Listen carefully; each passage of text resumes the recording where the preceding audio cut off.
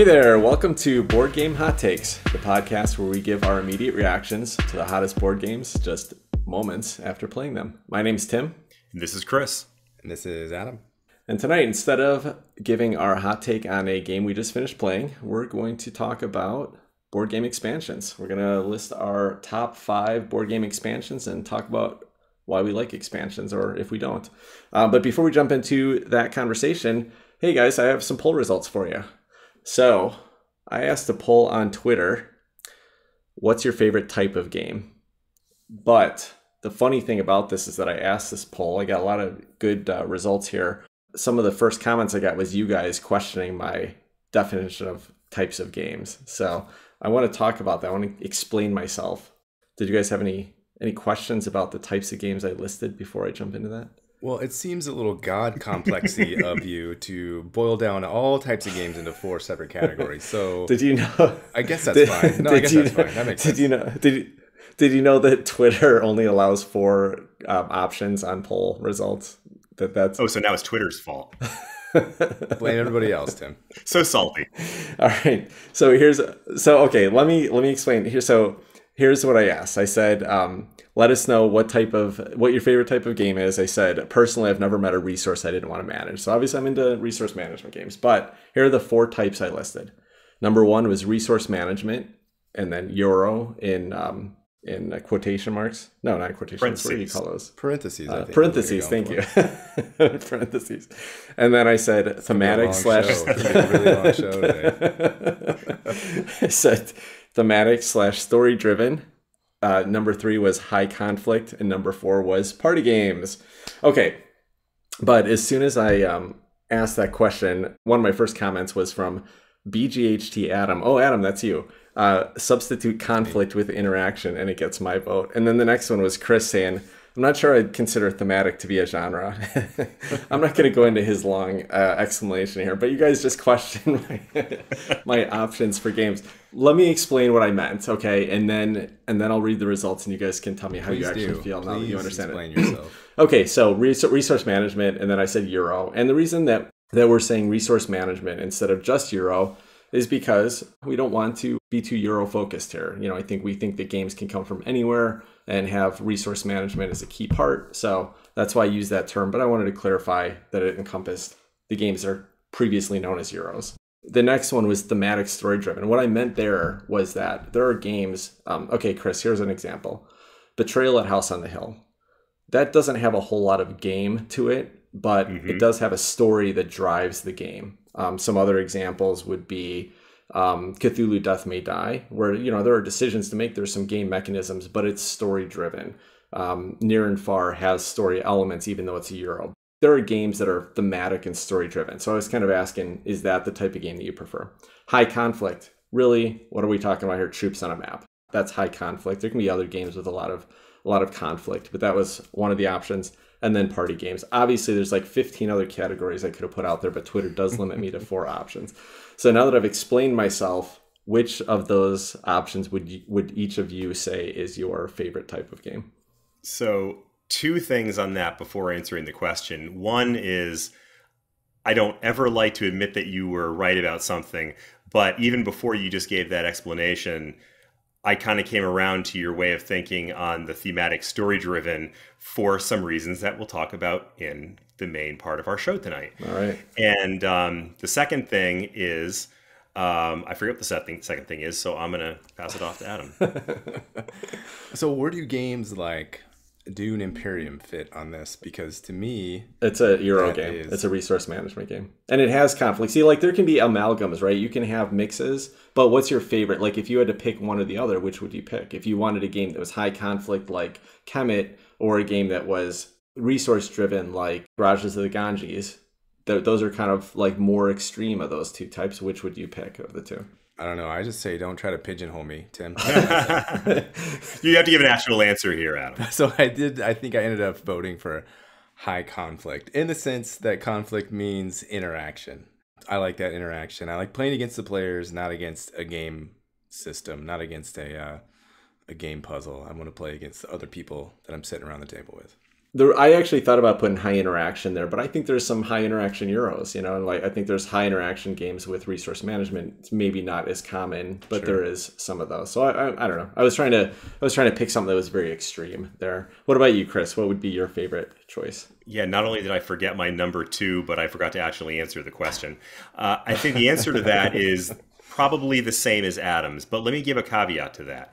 That the more I've gotten into some of the heavyweight resource management games, I like a nice element of resource management in a game, even if it's a high conflict, dudes on a map game. Yeah. I think you can really, and Kemet's a good example of that. And I think that really adds a dynamic to the games that is enjoyable. I like it, Chris. I like it. Well, I feel the same way. I think if you're going to have high conflict in a game, at least let me manage some resources to make it seem like an interesting puzzle. So I just want to give props to Chris, because I think it was Chris's quote who said, Tim's never met a resource that he didn't want to manage. Yeah, it was. And then Tim stole that. And I did steal it from Chris.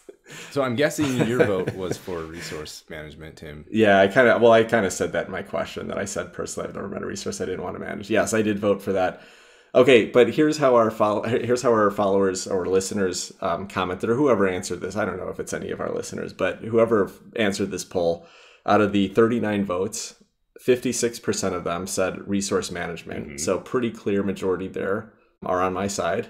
Clearly, there's Team Tim here. It's not sides. 31% though took a choice that none of us opted for, which is thematic, story-driven. And I get that sense, like there's a lot of people that really love story-driven games that are really just like, what are some other ones? Destiny's a new one that just came out, or like Arkham Horror, games that are just more about telling a big story and just letting it take you along rather than actually playing the game. So is that like Time Stories or Sherlock Holmes Consulting Detective?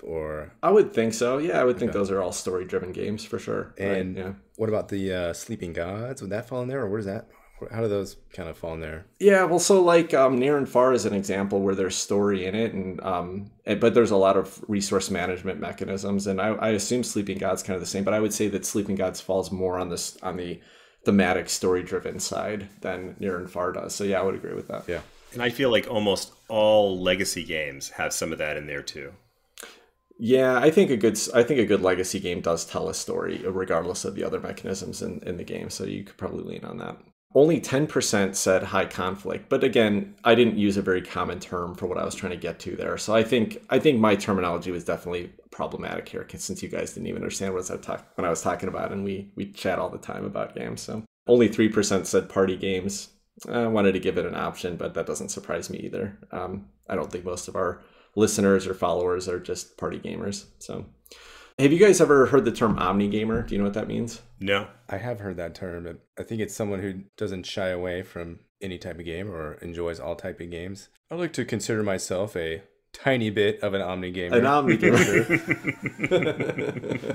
Yeah. So an omni-gamer, I think, is somebody who says like, yeah, I like anything. I like party games. I like word games. I like Euros. I like whatever. Would you guys consider yourself omni-gamers? Adam, you said a little bit. Yeah, so to follow up on that, yeah, I wouldn't mind. I don't mind any of these games. What I like about board games is hanging out with people, getting the interaction in, finding out little tidbits of personality, and trying to make a good time for everybody involved, and just feeling that social connection that is kind of hard to achieve. So I think board games have a nice way of doing that. And anything that brings that out is fantastic in my book. What about you, Chris? Honestly, I couldn't have said it better myself. Adam is right on the money. Completely agree. Nice. Yeah. No, if it's not a resource management game, I don't want to play it. No, actually, the reason I asked that question is because I would have probably considered myself an omni-gamer in the past, because generally you're right. I mean, that's why, like, if I'm hanging out with friends, I'd rather be playing games than doing something else, and I don't really care what the game is. Mm-hmm. But I have found more and more that there are, when I think of a game night and what gets me excited about it, and then the wrong type of game comes out, then it kind of bums me out. Like I'm going to a game night to play a certain type of game. And so like somebody's like, oh yeah, we just had a game night. Let's play, I don't know, like some party game, charades or whatever. That doesn't get me excited. I'm kind of disappointed by that. So I don't know that I would consider myself an omni gamer, but I would rather be playing most games than watching paint dry. So there's that. That makes me an omni gamer, right? All right. Well, that's kind of how people thought about the types of games they like to play, regardless of how terribly worded my question was there. All right, so let's talk about board game expansions. Hey, before we get into our top 5 board game expansions, why don't you guys tell me, what do you think about expansions in general? Do you think they help games? Do you think they bloat games? Do you like expansions? What do you look for in expansions? When you do buy an expansion, why would you pick one? Chris, what about you? What do you think about expansions in general? Generally I like them, and I think one of the reasons is, like so many people who play games, we're all sort of gearheads. We like to have stuff that you can buy to add on to something you already enjoy. That's why we like things like upgraded metal coins and cool little minis instead of the little meeples or the standees or whatever. And so I think that's actually a really appealing aspect of expansions. I got a game I love. I can add something to it that makes it, potentially more fun, or even just puts another cool box on my shelf. Then that's kind of a cool thing. That said, also they're big money makers. So, I question sometimes whether they're necessary or appropriate. And actually, when I was thinking through my top 5, I kind of got philosophical about it and was thinking, so what are expansions for? There's different kinds of expansions, and I think they do different things. And one of them is just purely providing additional content. That there is, there's a limited number of, say items you can use or cards you can play or what have you. And there's the kind of expansion where it goes in and just gives you more of those things that you can use as you're playing. That's one kind of expansion. Another kind of expansion is something that adds a different element or a mechanic to a game and kind of takes it off in a little bit of a different direction. And that's an interesting thing about that one is there's sort of a second question I ask myself on that. I think we've all played games where we say, once we get an expansion, well, I'm never going to play this game again without that expansion.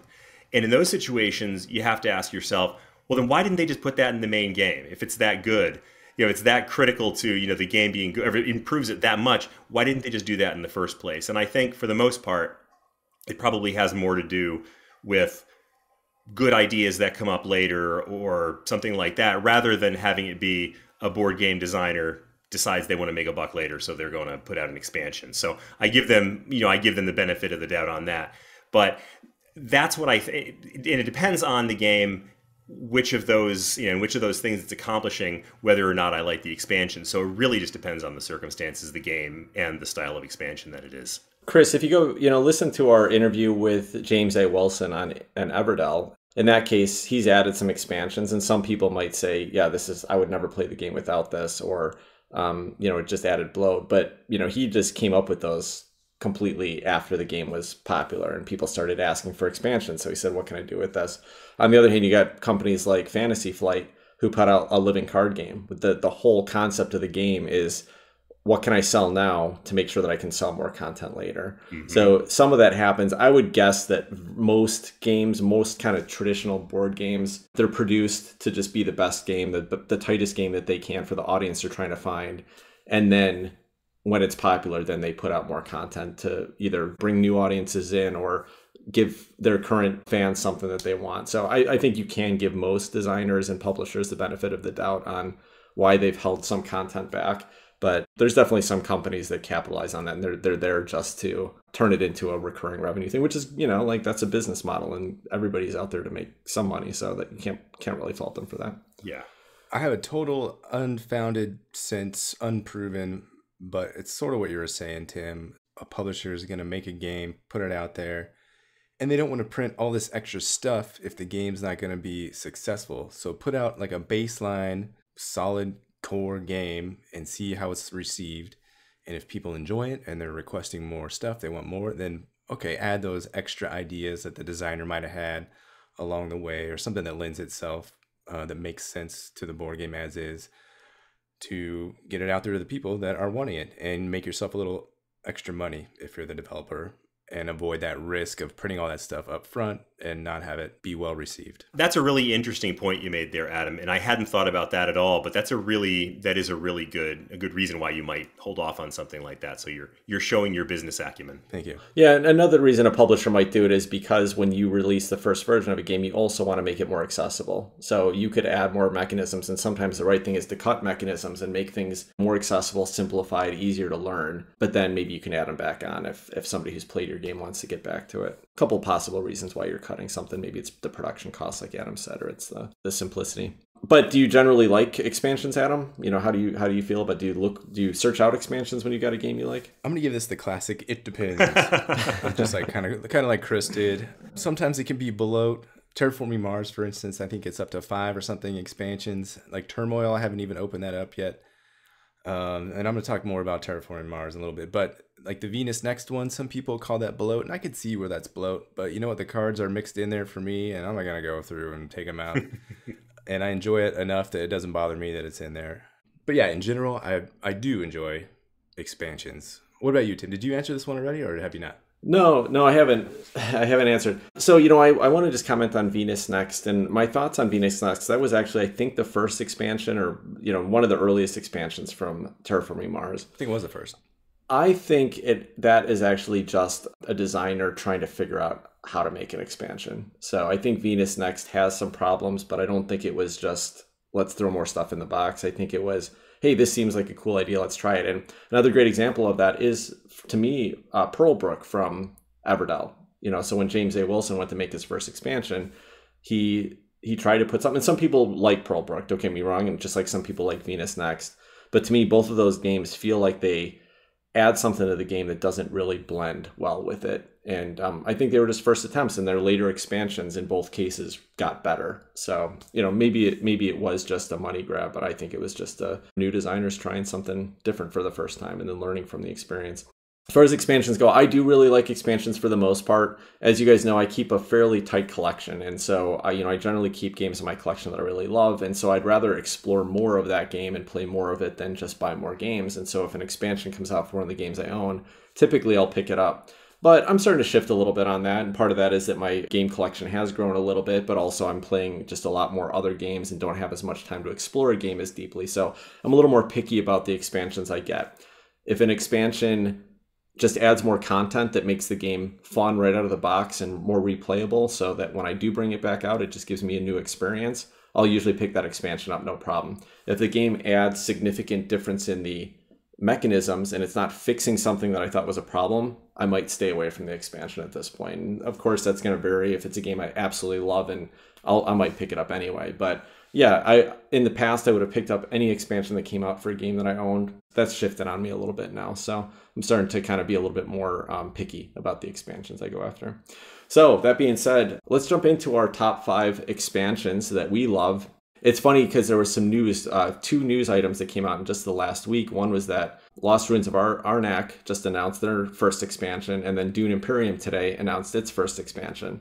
2 games that I absolutely loved from last year. Both expansions to me seem like they're just going to add more, like variability, some minor gameplay mechanisms, but just add more of what I loved about the game. So those are 2 games that I'm really excited about. And it'll be interesting to see how a year from now, after playing those, does that shift our current choices, or my current choices anyway, since I love those games so much. Start with our number 5. Chris, why don't you start? And I'm actually, before we do get started, a lot of times when we do these kind of best of episodes, we'll deconflict ahead of time so we're not just repeating each other.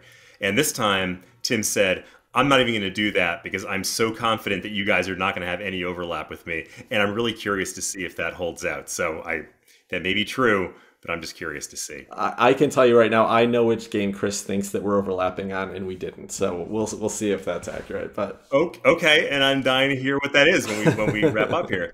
All right. So my number 5 is Disney Villainous. For those that are not familiar, that is a game where you essentially play as a Disney villain, and you have a completely asymmetric mission, asymmetric cards, asymmetric play style. You're trying to do entirely different things, and your game is based very much on the character that you're playing. And then each player has their own character, and there's some interaction, but a lot of it is based on the character that you're playing. And I think the base set comes with 6 or so villains that you can play. Since then, Disney has put out a whole slew, I'm not sure how many, but it's at least 5 or 6 expansions, which they actually called expandalones, because you can actually pick up any one of those expansions and play that as the game, because really all you need to have the characters in order to play. And I thought that was a really neat thing. In some circumstances, I might say that that's a little bit of a money grab, but honestly, The people who are going to be into playing Disney Villainous are going to be Disney fans, and they're going to have their favorites. They're going to have their villains they want to play. They're going to like the idea of mixing and matching and coming up with wacky combos of people that can play against one another, just like me. And I think this really creates an interesting opportunity to do that.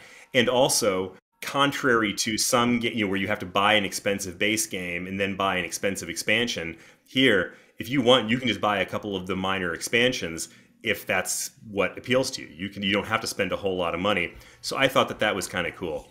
Really, it's an additional content kind of expansion when you're going back to the styles that I was talking about before.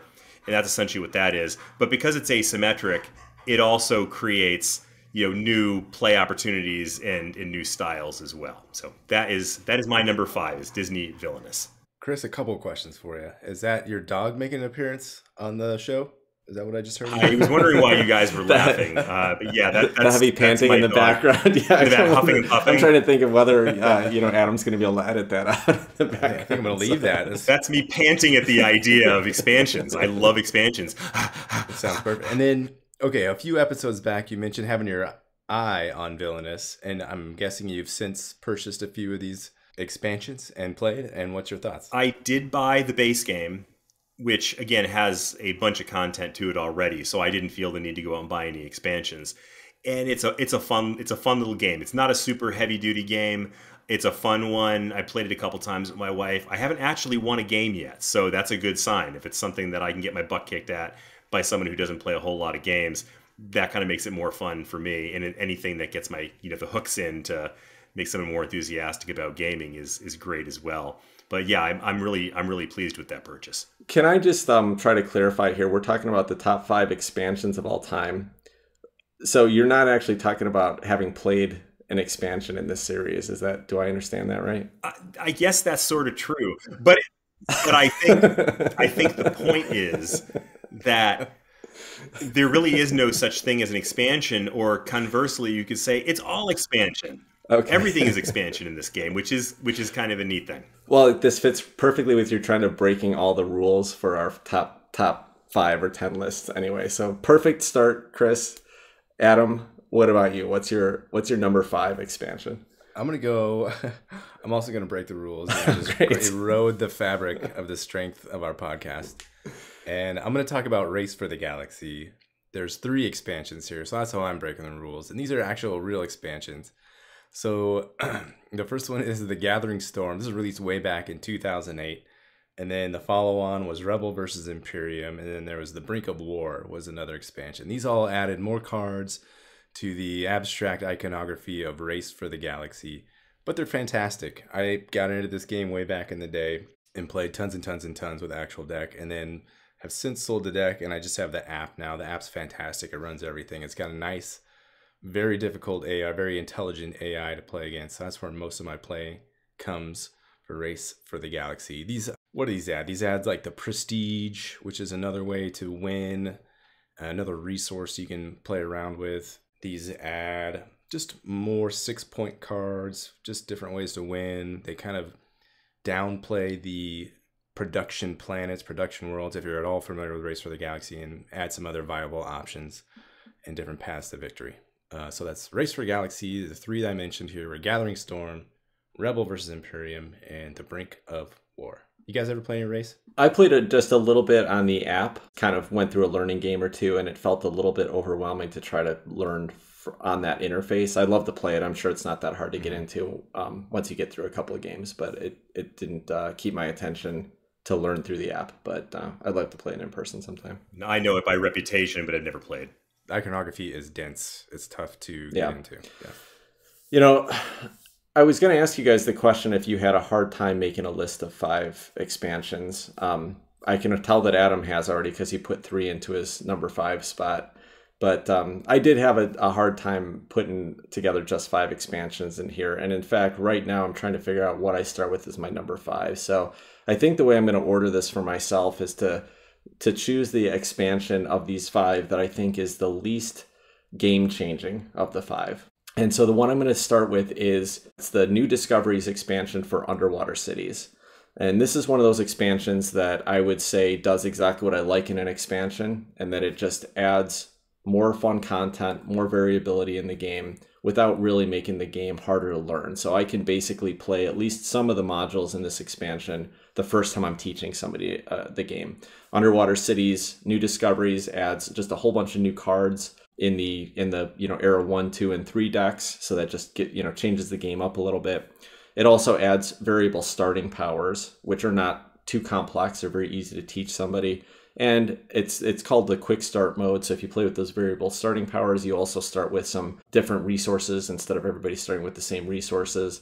And it just kind of speeds the game up a little bit, or it's supposed to. But I think because you have more choices to make, it doesn't really speed the game up that much. But it does make it more interesting and more variable. So I really like those pieces of it. It also does something that doesn't often happen with expansions, which it directly upgrades some of the base components. It replaces the original base player boards, which were just flat cardboard, with dual layer, in fact, quadruple layer player board, triple layer player board, because it's dual sided boards that are now dual layer on both sides. So it gives you a nice upgraded experience with the base boards, but then gives you a whole bunch of other variable boards to play with, as well as some other expansion content, some other ways to play. So really, really dense expansion. It's got a whole lot of stuff going for it. You can just throw some stuff in if you just want to add more variability to the game. You can add new ways to play, and it just upgrades the experience.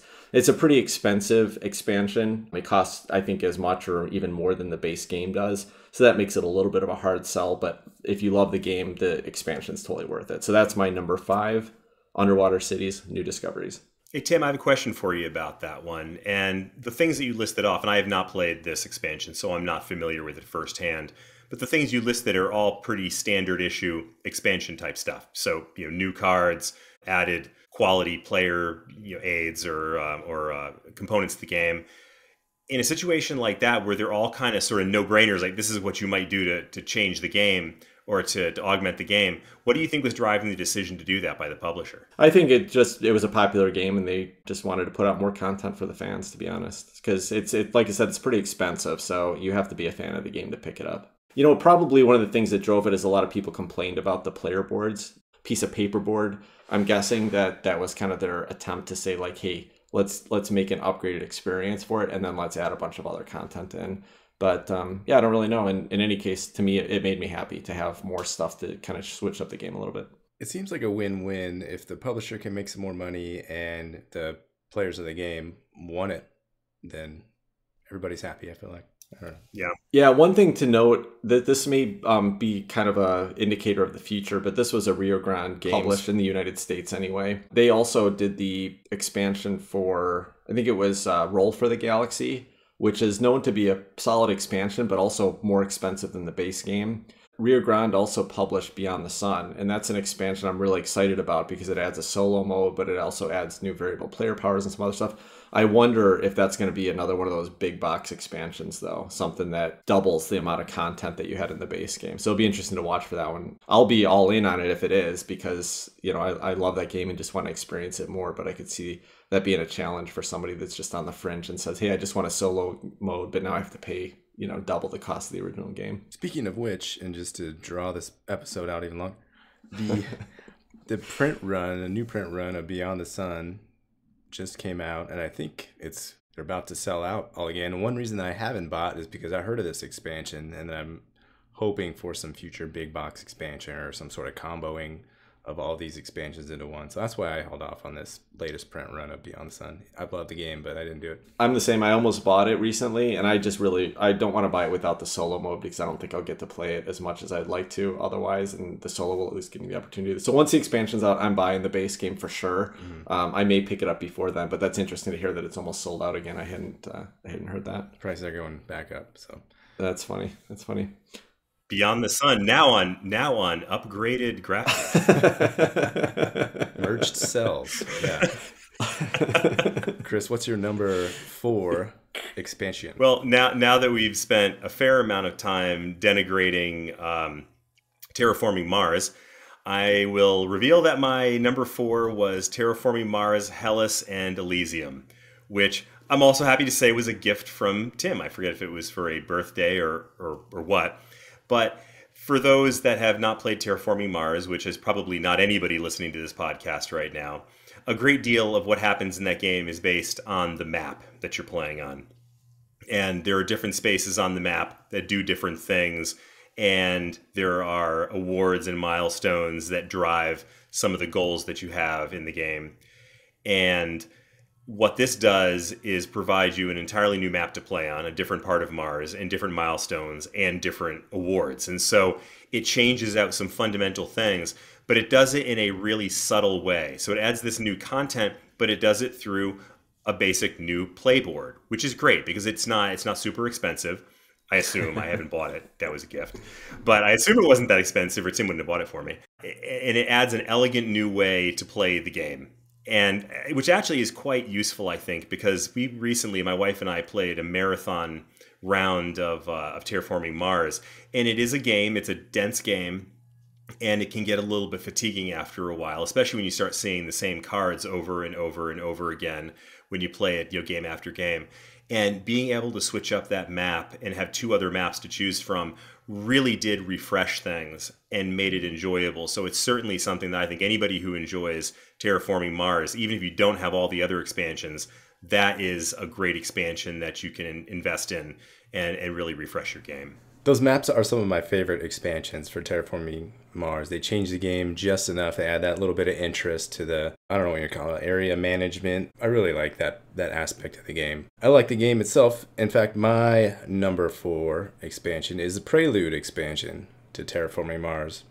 This is just a tiny little box of cards. It adds these little prelude cards that kind of boost your economy right off the bat, either give you money or production or some other cool stuff, some oceans, whatever, a city. And they add some new cards and some new corporations. And it's just a nice dash of salt on a tasty game as it is anyway. That kind of kickstarts it and it shortens the game for the most part. So that's my number 4, Prelude. Prelude's a great expansion that, agreed, you could probably add it in any time. And one of the things it does, aside from making some fun decisions early on and giving you a little bit of a variable start, is it does speed up the game a little bit. And I love Terraforming Mars, and I don't mind sitting down and playing it for 3.5 hours. But, it's nice when you can play something a little bit quicker. It doesn't speed it up that much, but it helps a little bit. So I like it. All right. So my number 4 expansion, I think I'm going to go with Amber Mines, which is an expansion for Near and Far. Near and Far is a Ryan Lockett game. It's kind of an interesting little story based. We talked a little bit about it actually at the intro segment, but it's got some story driven elements. But it is truly a Euro race game.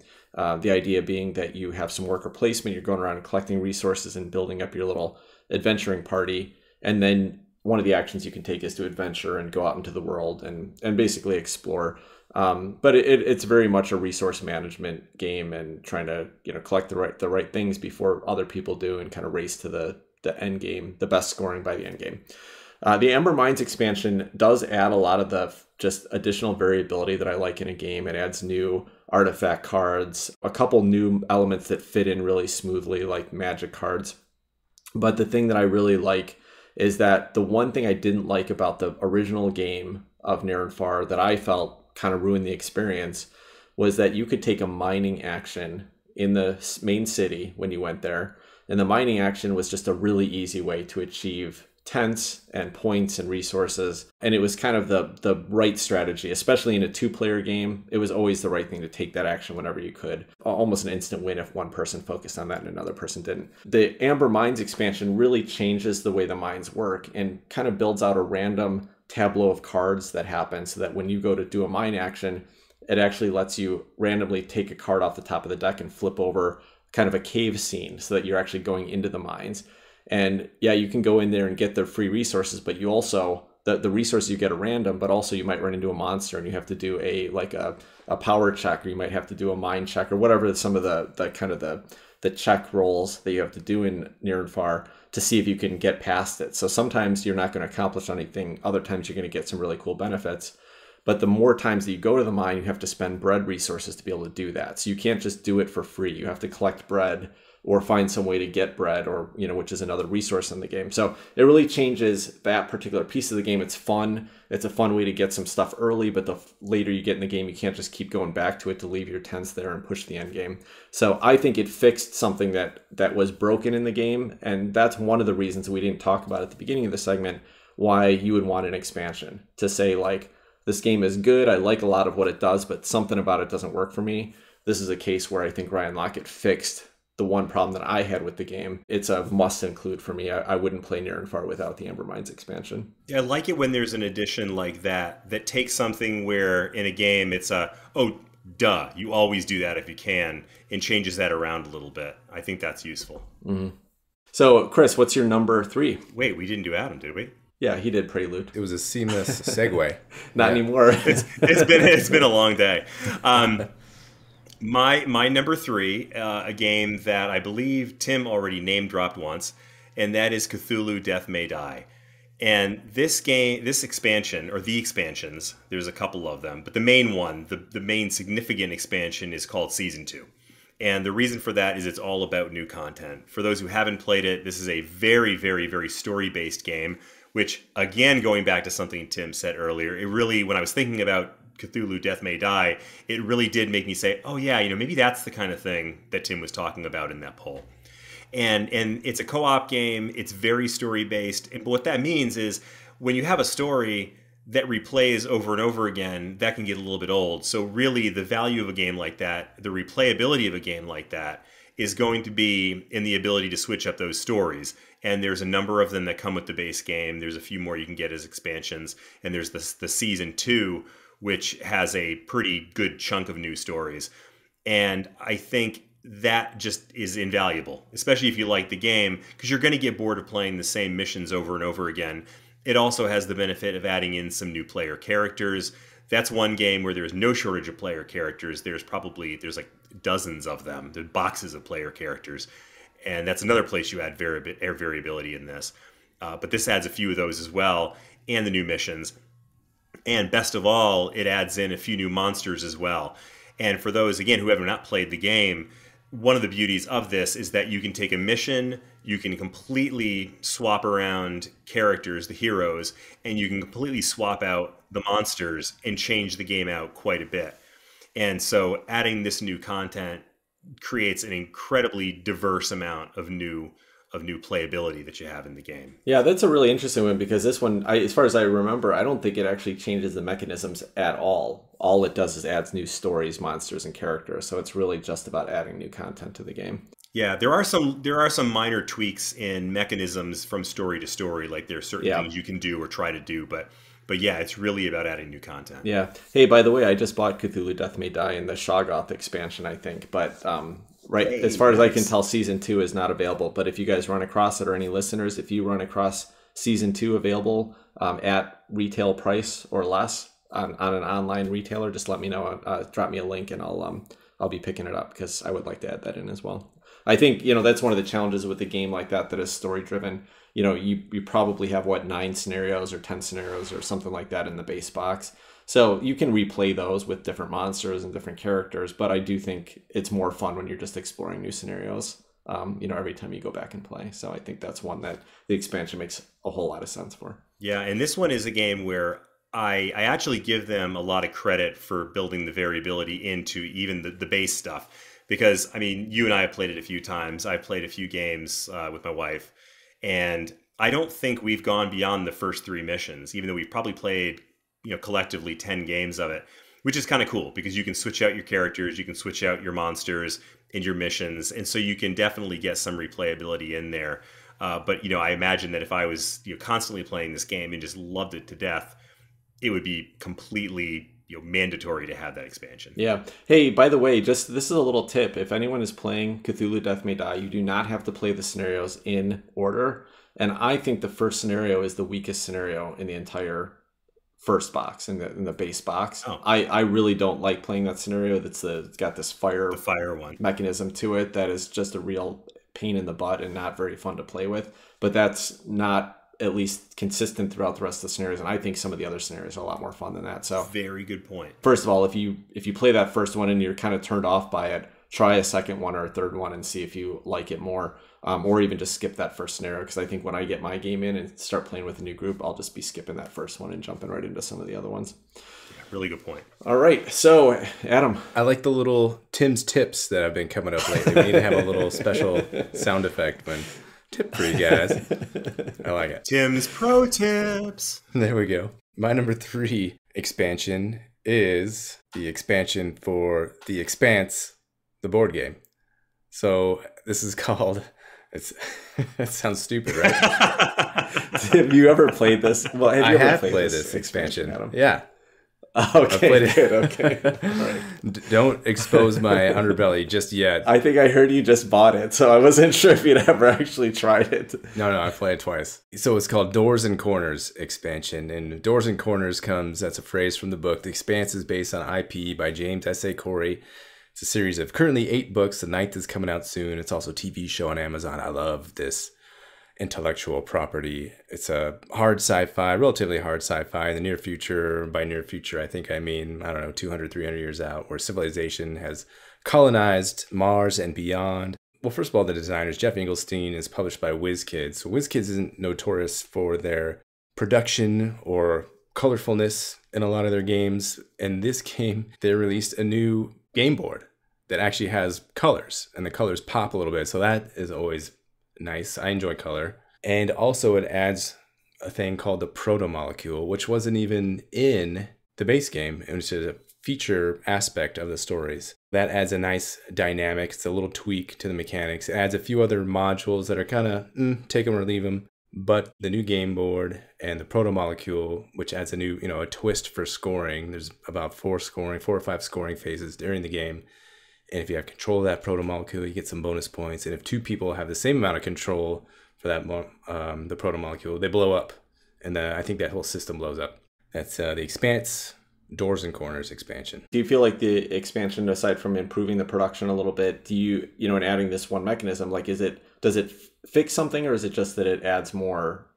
Would you play the game without it? Do you think it is a critical expansion to play with it? I think it's critical. Just to fit in with the theme itself, everyone's always fighting over this proto-molecule in the books.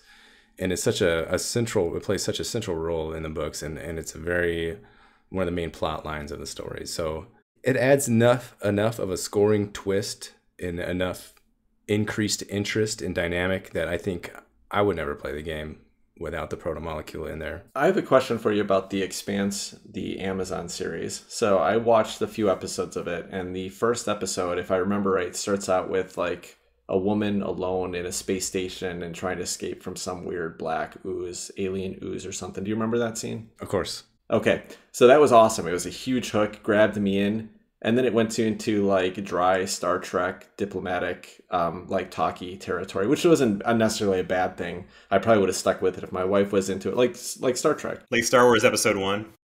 No Jar Jar Binks there. I think I don't think you can bring it that low. I was curious. Does the show ever go back to the kind of that level of tension and excitement, or does it stay more in this Star Trek? It only territory? Accelerates, Tim. This show is fantastic. That first season is one of my favorites. I go back and watch that because so much of it is foreshadowing, and there's so much nuance in there. You go back and watch, you're like, this is the thing they're talking about in season 3. Oh my gosh, I can't believe they cared enough to add this little thing here in episode 2 of season 1 that ties into season 4, season 5. The writing is just incredible, and the tension only ramps up. Now, there are some highs and lows, like any narrative. You'll have some super tense moments. Oh, that's a common complaint. The first 3-4 episodes are kind of snoozers, and then you'll get back to that original scene, and that black ooze, spoiler alert, is the proto-molecule first taking shape and starting to do what it does. So stick with it, and then I'm going to force the game on us too, and we'll all love it.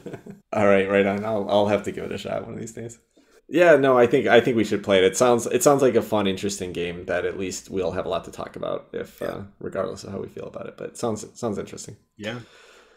All right. So am I number 3? Are we number 3 at this point? Number 3. You are. That's number right. 3. Okay. So my number 3 is Orleans, Trade and Intrigue. So Orleans. I just fell asleep for a second. For those listening in the United States, that's Orleans.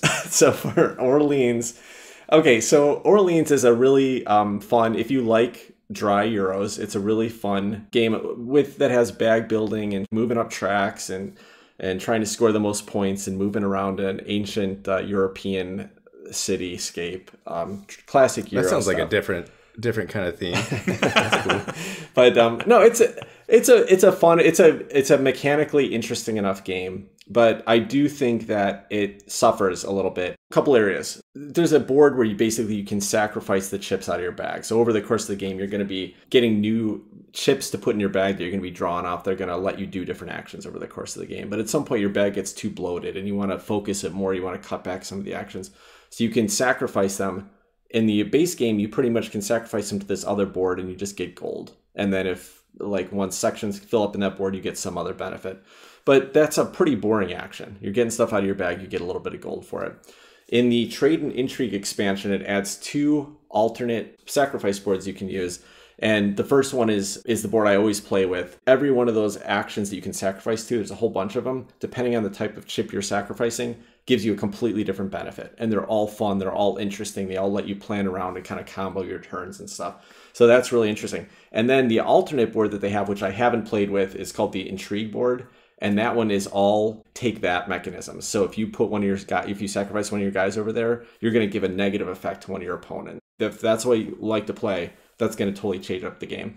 The other things that this expansion does really well is that in the base game, there's an event deck or kind of a stack of tiles that the game's played over 18 turns, 18 rounds. And each round, one of these tiles is going to get flipped over and it's going to basically set some negative or positive effect for everybody for that round. But they're all repeated. So there's 4 or 5 different events that happen and they just keep coming up over the course of the game. So it gets a little dull. You see the same ones every game. The Trade and Intrigue expansion adds a whole bunch of variable tiles, 25 new ones. And then you randomly choose different ones. So every game, different events are going to come up. They're all completely different effects. Really, really changes the way the game plays. It also adds some other things there's a way when you're moving around the board and picking up goods, you can actually go to a city and turn in goods for points. So it gives you a little bit of a pick up and deliver mechanism that gets added and makes that part of the game more interesting and unique. This is one of those expansions that I would say is critical. If you are going to buy Orleans, go ahead and buy the Trade and Intrigue expansion. It's in a tiny little thin box. It's not that expensive, and I would never play without it. I will never teach the game without it, and I have zero interest in playing Orleans without this expansion. So this is the only one on my list that I would say is actually a critical expansion, but it's so good that I wanted to bring it up on this list. Tim. Hey, Tim. Go ahead, Chris. Go ahead, Adam. Okay, I'll go. Thank you, please. Okay. Please. Thank you, Chris. No, I bash on Orleans quite a bit, but I've actually never played this game, and I would totally give it a crack. Where does this game sit on your trading resource management dry Euro, if it is a dry Euro? Where does it sit on your all-time rank of games? You talk about it a lot. I don't have my top 59 games of all time list here in front of me. It's on my other computer right now. I think it's ranked an 8 for me. The base game is, and the expansion is ranked a 10 for me. I like it a lot, and I'm happy to play it anytime. The reason I don't play it more than I do is because the setup is one of the worst. It's a nice 30-minute setup. So if I haven't planned this earlier in the day that I'm going to be playing it later, it's not going to get played because nobody wants to sit around and wait for me to set up a game for 30 minutes. Yeah. I think that's the biggest negative of it, and if it weren't for that piece of it, I would play it a lot more. So I like it quite a bit. I like the bag building mechanism. I think there are some other games that do that with more interesting themes, and so I do think this suffers from a pretty boring European medieval city in Europe theme to it, but I think it's a fun mechanism set, and I would be happy to play it anytime. And Chris, this is one of your favorite games too? Yeah, I think this is one of the first, 3-4 times that I ever played a board game with Tim, which means the 3rd or 4th time I ever played a serious board game. He busted this one out. And then he said, Orleans. And I was like, what? and then I really got it. It was like a little window into Tim's soul. But yeah. But Tim, I was curious because the take that aspect of the expansion just sounds like the exact opposite of the kind of thing that you'd gravitate toward. What's different about this one? Well, first of all, I've never played that take that board. So it's an option in the expansion. Oh, okay. I never play with that one. I always play with the alternate board that just gives fun combo-y bonuses. Oh, I see. You guys would probably like the take that mechanism more because it would mean that you could just pick on me the whole game. I don't think it's a good fit for this type of game, to be honest. But if somebody likes that, if somebody likes high conflict and take that in a game, this will definitely add that. Most likely, unless somebody requests it, I'll never play that part of the game. So nothing changes Okay, with this. Gotcha. With that expansion for me, I have no interest in playing that part of it. I'm still waiting for that Everdell commit arson against Root and neighbors expansion. Isn't that called Root? Isn't that Root? Yeah, I think it is Root. Yeah, you're right. Chris, what is your number? What are we on? Number 2? Number 2, I was really struggling to come up with a clever, Everdell have a heart trap, mouse trap expansion or something like that, which just shows what a bad person I am. But instead, I will launch into number 2, and I will say I had a really hard time choosing between my number 1 and my number 2, because my number 2 in expansions was my number 1 in all-time games, and that is Star Realms. And I'm not going to pick one expansion because there are many expansions for Star Realms, and so I'm talking about them kind of collectively, which again is probably breaking the rules, but they're all little mini expansions because it's a deck builder. It's a straight deck builder. It's nothing but cards, and every expansion is the addition of new cards. And so there's you can add a little bit, you can add a lot, but what I love is that each expansion builds a little something new into the game. There are some that add some basic content, like bases and fleets, that really just add, continue the same rules, but just add some more ships or bases, that sort of thing. And then there are some that add completely new mechanisms, like the Heroes expansion or Gambits or Stellar Allies, which is one of my personal favorites because it adds in dual faction cards, which I think is just a ton of fun, both in terms of the things that you can do with them and just I love looking at the art. It's just conceptually so interesting. And then there's 1 or 2 scenarios. There's a couple of expansions where it completely turns the game on its head. The recently released, at least on the app, Command Decks expansion, which so far Adam has completely hogtied me with. I cannot beat Adam on this Command Decks expansion. Unless Chris gets the Colossus with the Stealth Needle that can copy the Colossus, which will end up drawing him 10 extra cards per round. That was brutal. That was a shellacking. In other words, if Chris just gets amazing luck in a game, there is absolutely no way to break the Adam wall. But the other one that really turns this game on its head is Missions, which is not my personal favorite, but I actually do enjoy playing it every once in a while. That's one where you, instead of trying to kill your opponent, you're trying to accomplish certain missions. So again, what I really love about this is that you can add in any of these and you can mix and match them completely. I mean, you can add in the base deck with any other set of expansions you like, and the game is still just as fun. And what's amazing about it is how well balanced the game remains, which shocks me because every time you add in a new card, you potentially throw that balance off, and yet they seem to have done an incredibly good job of not throwing that balance off, even with these multiple decks. And, I just think that variability is quite amazing. And actually to a point that Tim had made earlier, and I'm forgetting already which game you were talking about, but one of the things about the original base deck of Star Realms, which I still, love like a first child, is that there's a basic strategy. If you just pick the red scrap cards every time, you're probably going to win the game. And that's basically all there is to that. And by adding in some of these expansions, you really do change that. You can change it to very different strategies start winning. And I think that helps because it creates a lot of variability and it creates, an opportunity to exercise different strategies. And overall, extremely elegant. They fit together great. And there's no I always play this or I always play that. Other than the base deck, I love mixing and matching and trying different things. And I'm curious to speak from you guys both, because I know we've all played this game quite a bit. If your experience of those expansions is the same as mine, or if you have more of I never like to play these, or I always like to play these. I hate that new expansion that adds the completely variable decks and the starting player powers. I don't stop inviting me to play with that. I don't want to play with it anymore. It actually makes me angry when that comes up, because I'm excited to start a new game of Star Realms and then I got to deal with this deck of crappy cards. I have no idea what they do.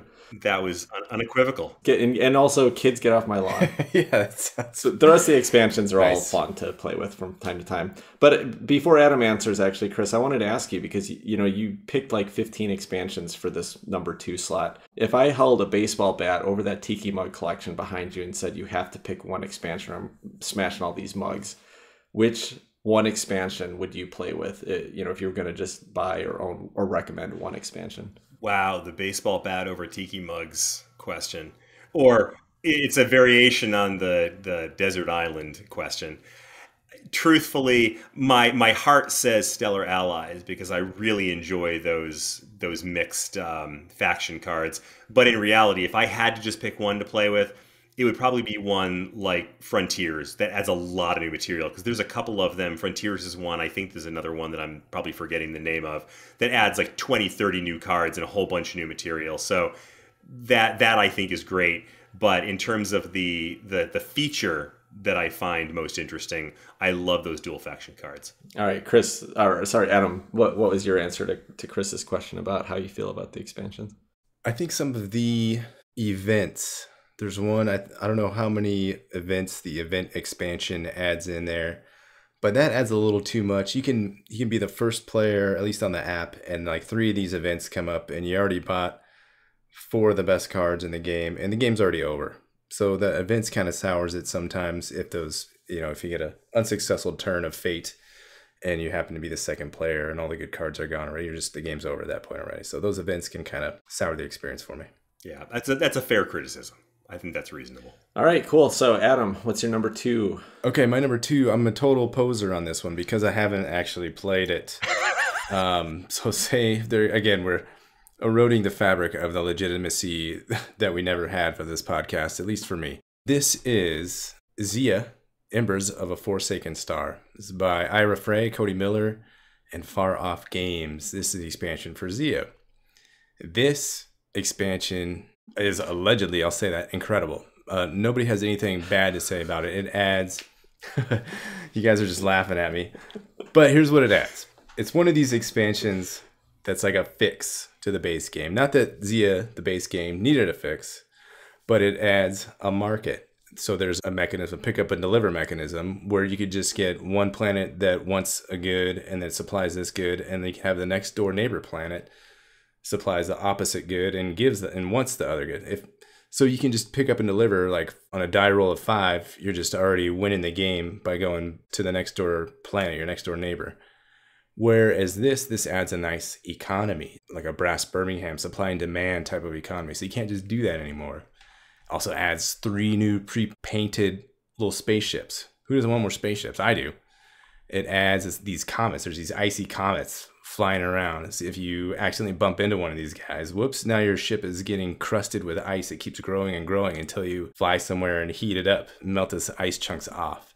It adds new spaceship parts, tetraminos, polyominoes, tetramine, whatever they're called. I think tetra means 4. So these new spaceship parts, you can add them externally. They're not just internally located. You add them externally to your ship. So a whole bunch of kind of new flavor, little fixes, little tweaks to the base game. That's Zia, Embers of a Forsaken Star. I have it sit on my shelf in shrink wrap, but it's awesome. I think this pick takes the cake. Not only that you haven't played the expansion, have you ever played the base game? Like by myself as 3 different guys. Yes. Okay. Why don't we get this out of TimCon and you can actually get this played? Please? Yeah, because it's clear that you really want to play this game. So It looks so freaking amazing. I want to play this game so bad, and it's gonna dice chucking and goofiness, but you can do whatever you want, and there's some resources to manage, and there's conflict to be had, and you can run away if you want to. You can do it all. So this game looks pretty fun. All right. That's like good. So many expansions, this one is so much better when you play. I have no rebuttal. For my number 2 is an expansion that doesn't add new mechanisms, but completely changes the way the game plays. And that is the Scythe modular board expansion. So with Scythe, there's a whole bunch of expansions that add some variable content and, new factions and things like that. But the reality is that the game when you start with any of the 5 base factions to start in the game, you always start at the same location on the board. And it's always the same starting resources that are available to you on that peninsula that you start with. So it starts to feel pretty quickly that when you play with a faction, the opening turns of that faction, what you're going to be able to do is pretty scripted. It feels very standard. And it also means that probably some of the factions are a little imbalanced because the resources that they're available to start with might really benefit their particular strategy, something that works really well with them. Rusviet's a great example. It's really easy to create people with Rusviet, and creating people is a great thing to do with that faction based on some of the mech abilities you have, things like that. What the modular board does is it gives you these 4 big tiles, and they're double-sided with different things on both sides, and you randomly place them out on the board to cover all the hexes around the factory in the middle. And it completely changes the kind of the board layout, what resources available, where the rivers run, where the lakes are, all of that stuff has changed. Beyond that, it gives you these tiles to kind of randomly place around the whole board that replaces where the factions start. So that way, essentially what you've got is completely different starting locations, completely unique layout and everything like that. Now, what that does do is it does make some of the starting locations more valuable, regardless of the faction. So that's why it introduces a draft to the starting location. Based on the starting player, you pick in reverse turn order which location you want to start with, basically which faction you're going to start with, and then that tells you where you're starting. And so every game, different factions are stronger based on their starting location, what resources are close to them, and kind of what that faction is best at. So I love that decision at the beginning of every game with this modular board to say like, okay, this thing is totally in a unique position. This faction sucks over here. It's landlocked. It's got like 3 lakes around it. But these 3 factions over here are all really interesting and fun, and every one of them is going to be a cool challenge. Completely changes the way the game plays. So if you've played Scythe a bit, you start to feel like it's getting a little tired. The modular board completely changes the whole experience of the game without really adding any different mechanisms. You just play Game of Scythe with it, but everything feels different. So I really love what this expansion did for Scythe for me. Do you have a group that is, or have you had a group that is fairly competitive with Scythe to make this a viable option enough times? Like, it sounds awesome, but I would think you'd have to have a pretty experienced group to make it useful. Yeah, I would say that that's one of the challenges with something like this, is because it does require some understanding of an experience with Scythe in order to even play it. So this is a hard, expansion to suggest that you play. I probably would never do it with people that were playing for the first time. That being said, it doesn't take too much experience. 1 or 2 plays is all you need, and then you can add this in. So yeah, I think yes, definitely. I played with my old group back in Long Beach before we met you, Adam. We played Scythe quite a few times, and I could have pulled this out anytime and just added it in, and it would have been fun. Played with my brother several times. I could just, add it in anytime, and it just changes it up.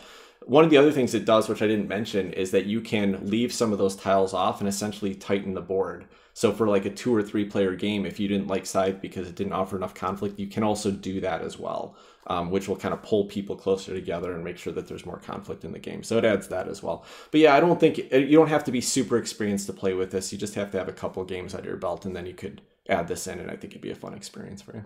All right. Hey, Tim, I just wanted to say I thought that was a great choice because kind of like the Hellas and Elysium, it's a completely unsexy expansion that does so much to refresh and kind of even out the game. And I think that makes it a really great example of a good expansion. Yeah, and kind of like Hellas and Elysium, aside from just adding the boards where Hellas and Elysium adds the new awards and milestones, this actually does have one other extra bonus because they just wanted to add something to the punch boards that came with those modular boards, and it adds some new building tiles. So just more variability in the building tile stack. Not a big thing, but one more thing that changes up the game a little bit. So yeah, for sure, it's a simple little expansion add-in that I think really freshens this game up and makes it infinitely replayable if you like the core mechanisms at all.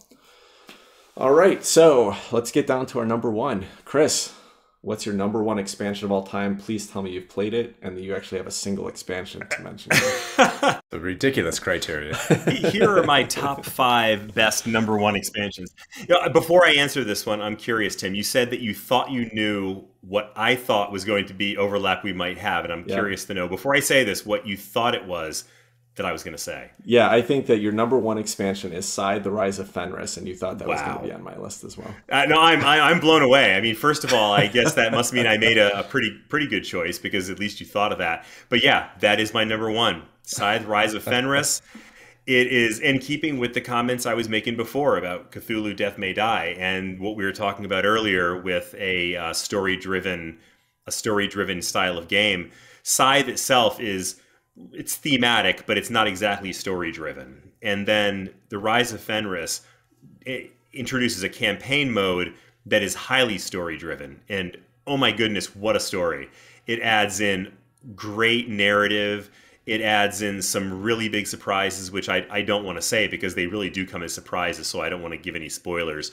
But if you're someone who likes Scythe, absolutely, that is a must-have expansion, in my opinion. It's probably one of my favorite gaming experiences of all time, which, interestingly, one of my others, and I think one of Tim's other favorites, was the Clank Acquisitions Incorporated. And this one, I think, puts that to shame even as wonderful as Clank was. It takes the basics of the story of the game. It adds a great story. It adds some new content. But again, I don't want to get into what that is. I actually enjoyed it so much that even knowing what the surprises are, I would love to play that one again sometime. So I highly recommend it to anybody who has ever played Scythe and enjoyed it. So, and I'm surprised it's not on your list, Tim. Yeah, so I agree with everything you said. I think it's a wonderful expansion and probably the strongest expansion that's going to be in any of these lists. It was hard to leave off my list, and there were a lot of expansions that I wanted to include. If I was going to pick one for Scythe, I thought the modular board was more important for kind of infinite replayability for me. Although the Rise of Fenris expansion, aside from just being campaign-based, actually adds a whole bunch of new modular ways to play Scythe that for some people are going to improve the game, I think. You know, it's going to change the game experience in ways that you really like. So I love the Rise of Fenris expansion. I definitely recommend it to a Scythe fan.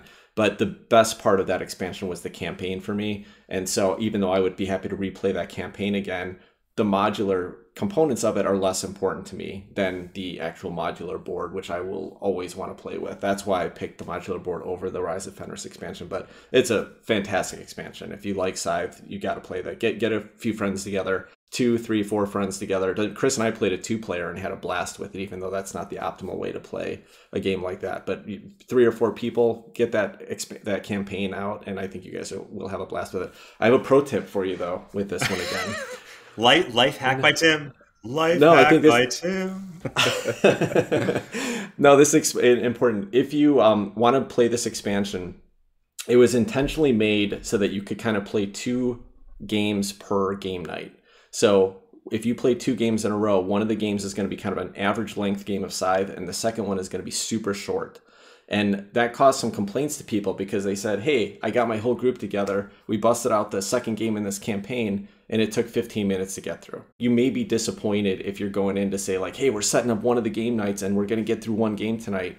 It's going to go quick. Jamie Stegmaier said it was intended because he wanted to make sure people could play through a couple games in a session so that it'd be easier for them to get the whole campaign done.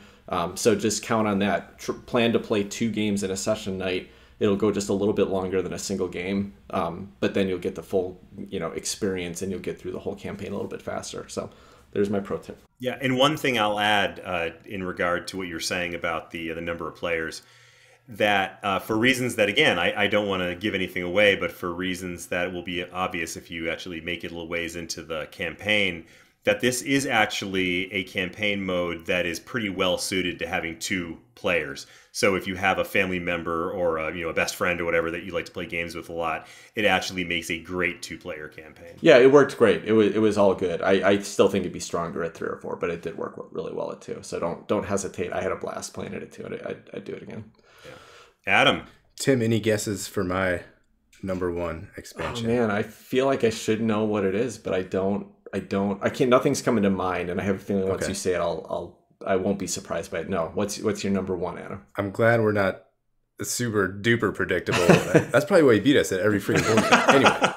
Anyway, my number 1 expansion is Star Wars: Rise of the Empire. Okay. This adds all the characters and a bunch of stuff from Rogue One. It's largely Rogue One influenced, which I think Rogue One might be my top Star Wars film. Wow.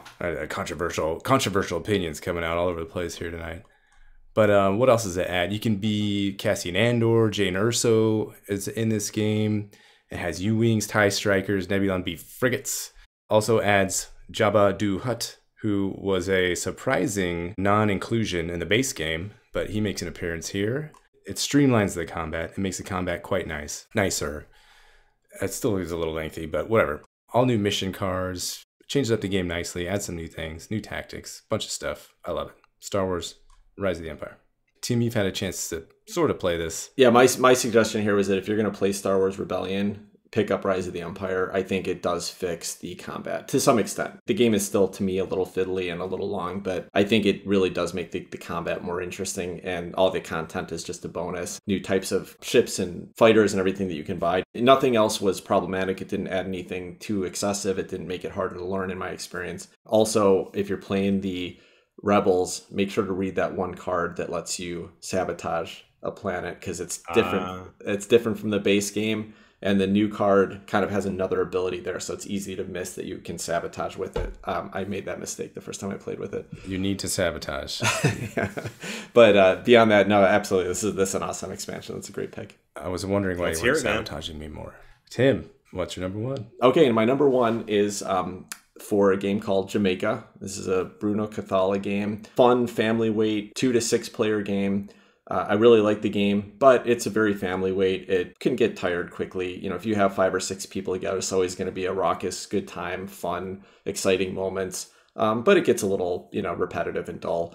The crew fixes all that. It just, it adds an engine building element. It adds really fun, interesting choices. It makes the visiting ports in the game, which before was just a way to waste money. It actually makes an interesting decision. Now you get to spend money to actually hire someone onto your board, which is going to give you a new special ability. Really, really excellent expansion that if you're going to play the Jamaica, unless it's just really truly like with young kids or very new beginner to board games, just add the crew in and it really makes the game a lot more dynamic and a lot more fun to me. So this one, I don't know, why did it make my number one? I think because to me, this was the most important one on my list that I think saved the game for me. I don't think Jamaica would still be in my collection if this expansion didn't exist. Maybe Orleans is probably another one that would be like that. But Jamaica, the crew, really actually makes this game into a game that was a fun, filler-heavy experience into a game that I actually really love every time I play it with three or more people. Man, what a great choice. I mean, that is, because as soon as you said it, I'm like, of course, that's such a great choice, because one of the things about this game that is wonderful is its sense of humor. It's visually its sense of humor. I think you had actually listed Jamaica as being one of your top 5 or 10 games for art of all time. And the art is absolutely, it's so charming and funny. And the crew adds a whole new level and lets you interact with it more. So pulling in those characters, they're fun to look at, they're fun to pull in, and they actually have these very thematically important powers associated with them. And I love it. Yeah, and it's when you're talking about thematically, it's fun because you go to a port, you have to spend money in the base game. In this one, so when you go to a port, you move this little rum bottle around in a kind of a tableau of face down tiles. These are the crew members. If the rum bottle's next to any crew members, you turn them face up, and then you can choose whether you want to hire them, add them onto your boat. So you could be next to multiples, or you can spend an extra $1 to move the rum bottle one more space and flip over other tiles. So you have the opportunity to say, that's not something that fits with my strategy. Let me go see what's over here. It's a little random. But when you have the crew member on your boat, it fills up one of your holds in your boat, and those are limited, right? So throughout the game, as you collect resources or cannonballs or food or money, you have to replace, if your hold's full, you have to replace something else in your hold. So when you have a crew member in one of those hold spaces and you get something else in there, you can actually replace the crew member.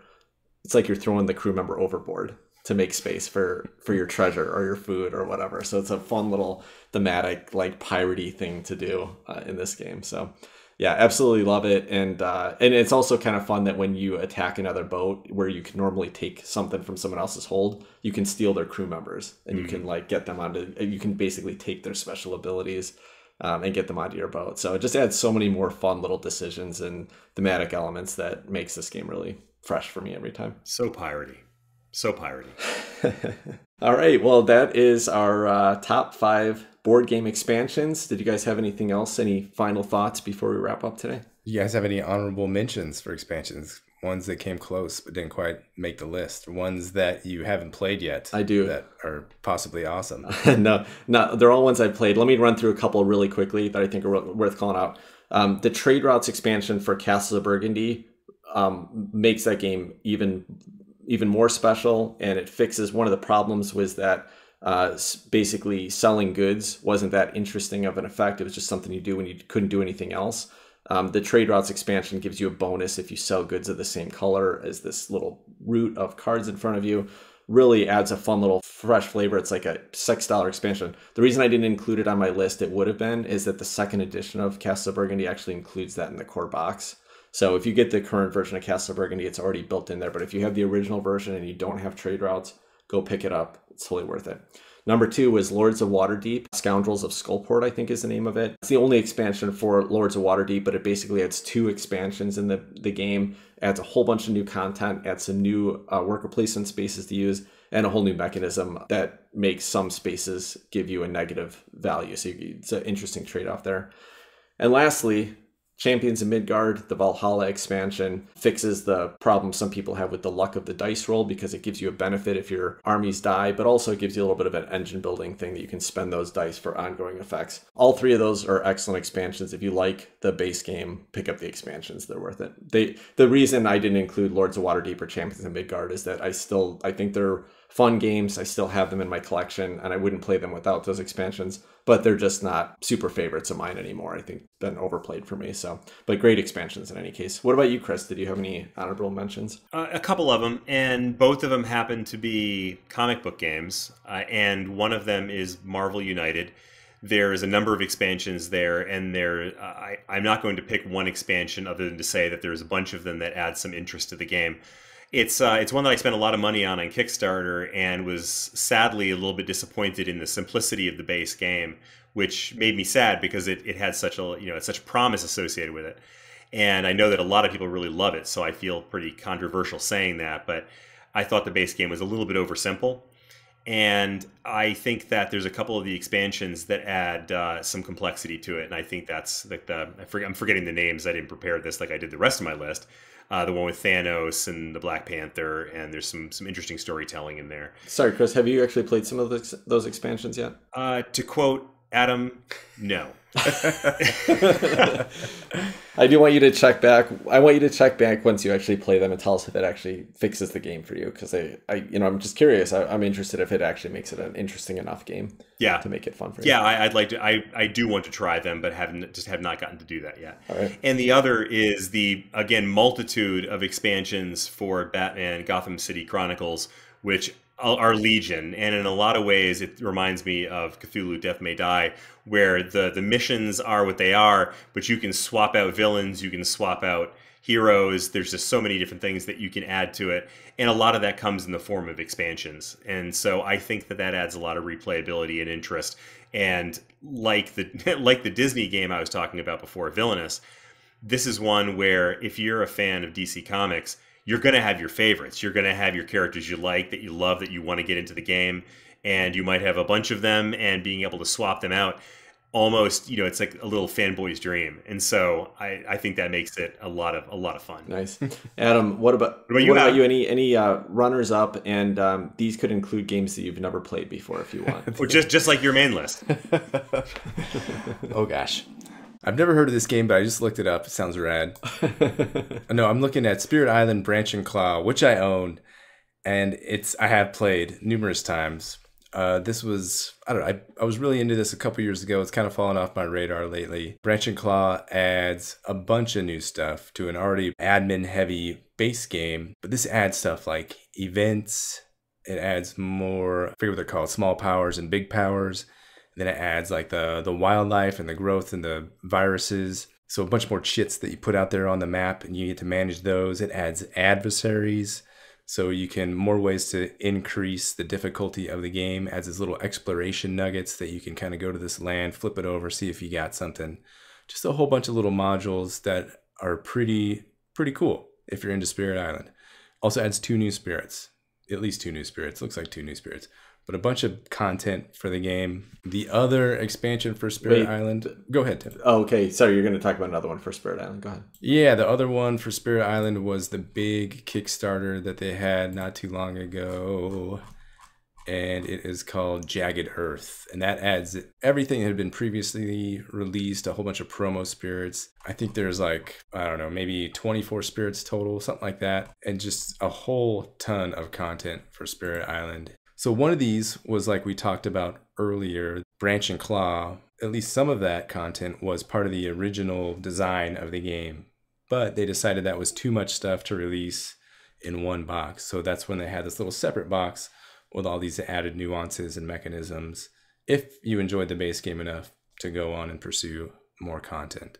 So that's just a little side note there. I have a couple more expansions, but Tim, are you going to jump in? Yeah, just that first of all, I've never played Spirit Island, but I would really like to at some point. I think you would really enjoy this game, Tim. It seems like very much of a Tim game. Yeah, the only reason I'm hesitant is that, I probably played as a solo game because I'm not too big on co-op. And if I was going to, I understand you play with 2 of the spirits, and I get the impression it could get a little admin heavy, and that that's not my favorite type of solo experience where I have to think through what is this guy going to do, and then I have to plan the strategy for this guy. So I'm not sure how much I could get out of it, but I would like to try it at some point. Walks the line between admin heavy or puzzle solving, so it's kind of one and the same in this game. Okay, if I do this, it's going to shift these over here, but this guy can do that and take out these guys. Yeah. And so it's kind of all how stuff's going to synergize together and work out. I'd love to try it. If you decide you want to get rid of it, I'd be happy to take it off your hands. But also, just so you know, I heard that it is currently out of print and going for high prices on the aftermarket. So now's a good time to sell it if you want to get rid of it. I get a lot of offers for this one. It's on my for trade. Nice, I haven't pulled the trigger yet. All right, no, that's all I wanted to say about Spirit Island. Okay. But what else did you have?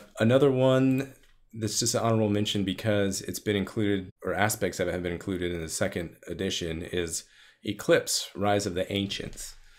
That was an expansion to the original Eclipse, but all that content's been wrapped up into the second edition, which I own. So I don't see how I could justifiably include that in the list, even though I justifiably included games that I haven't played yet. What else? Seasons of Innis is an expansion that adds an end game. Some people complained that the game could just go on and on and on, kind of in a so, okay, take out the next guy so he doesn't win. And okay, that guy who just lost, it's his duty to take out the next guy so that he doesn't win, and on and on and on. So this adds a module to fix that, adds a 5th player module, adds a couple other little modules, harbors, so you can like go and out on these little islands and stuff. Just a bunch more stuff for Innis, which is a game that I love tons and tons. Well, what about Nightfall for parks? That's pretty cool. All right, I haven't played Nightfall either, but I've heard it's cool. So it sounds like you're just listing off every expansion for games that you've ever played before. Basically. Well, at least I own it, but I haven't played it. Have you guys played Nightfall? What's your thoughts on Nightfall? Is it? I have played Nightfall, and I think if you kind of a heavier gamer and you kind of tired of the base parks, then play Nightfall. Yeah. It adds some more decisions. A newer gamer or somebody that just wants a lighter family weight game experience, don't bother adding it in. But I do like what it brings to it. Yeah, I played it also, and I agree with Tim. It's one that I wouldn't play every time necessarily, but it really does add some new interesting stuff. It almost made my top 5, so it's definitely a good one. One thing I wanted to just mention on expansions, and maybe we've gone so long here that maybe we should cut this. We need to cut some content. Maybe we should release part of this episode as an expansion.